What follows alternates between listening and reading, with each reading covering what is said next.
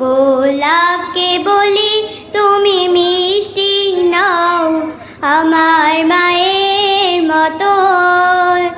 আমি চাঁদকে বলি তুমি মিষ্টি নাও আমার মায়ের মতন। গোলাপকে বলি তুমি মিষ্টি নাও আমার মায়ের মতন। হীরা নাকি শুনি সবচেয়ে দামি, সারাক্ষণ করে ছলো